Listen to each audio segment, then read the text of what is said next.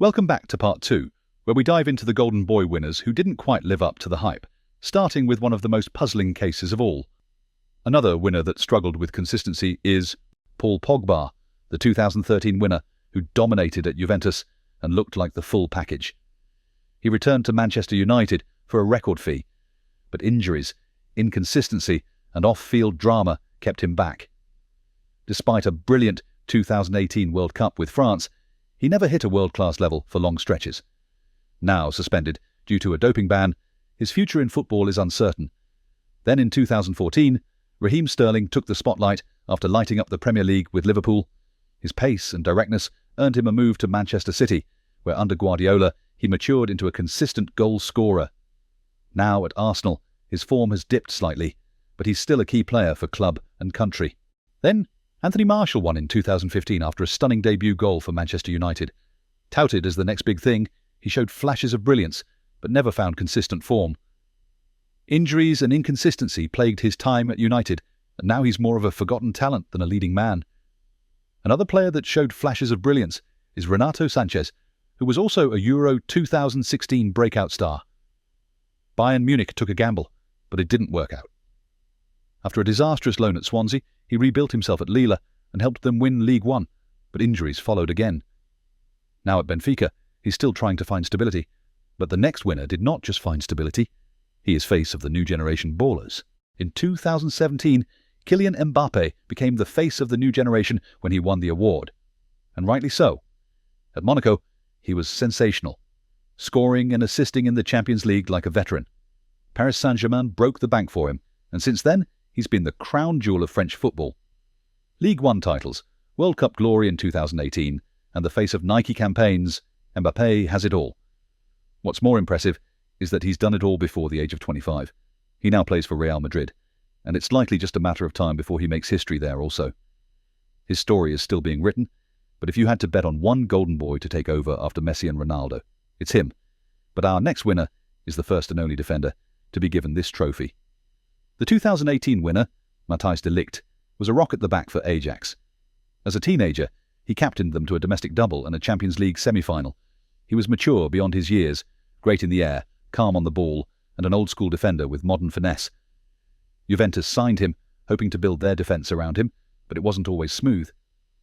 He did well, but never fully settled, and eventually moved to Bayern Munich, where he had solid but unspectacular performances before moving to Manchester United, where he is currently shining. He's still young and has all the tools, but it remains to be seen whether he'll become a defensive great or just another high-level pro. But the next winner has had so many chances to be a high-level pro, but has not taken it. In 2019, João Felix claimed the prize. After one dazzling season at Benfica, where he played with flair, creativity and an eye for goal, Atletico Madrid made him the fourth most expensive player in history.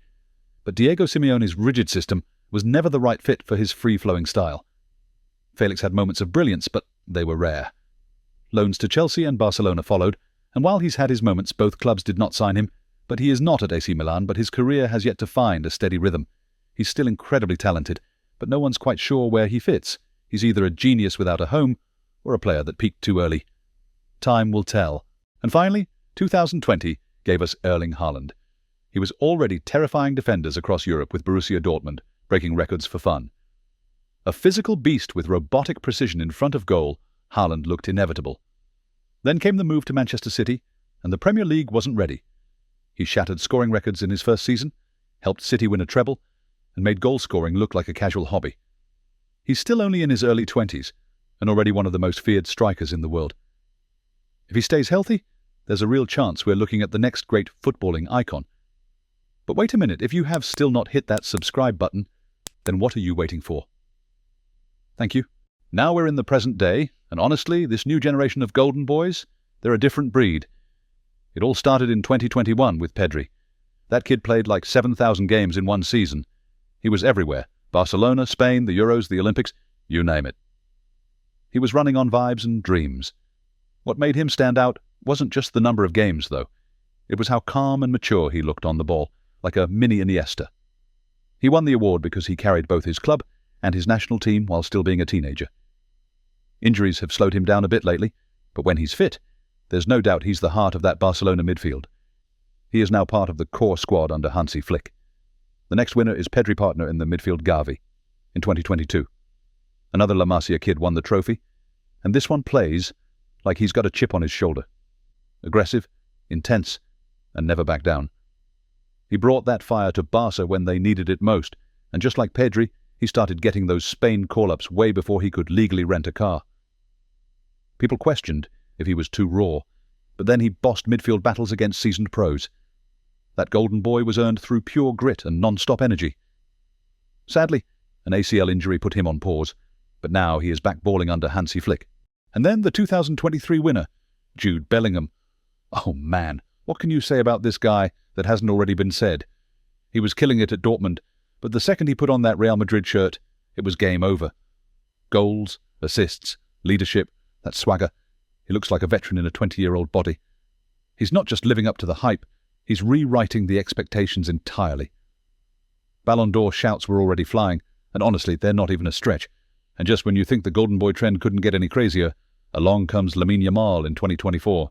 This kid isn't just breaking records, he's erasing the manual and writing his book. At just 16, he was already starting for Barcelona and Spain. By 17? He's not just starting, he's dominating. When he won the Golden Boy in 2024, some people thought, okay, yeah, he's talented, but is it too early? Nah, it wasn't. Fast forward a few months and the guy's putting up 14 goals and 21 assists this season. He's a teenager and he's already carrying one of the biggest clubs in the world on his back and could also be in the top 3 for the Ballon d'Or this season. With Yamal winning it last year, a lot of questions are being asked. Who's taking the Golden Boy this year? Could it be Pau Kubasi, who has been rock solid at the back for Barca? Maybe Kobbie Mainoo, who is running the show at United? Or will Arda Güler's left foot magic win it for him?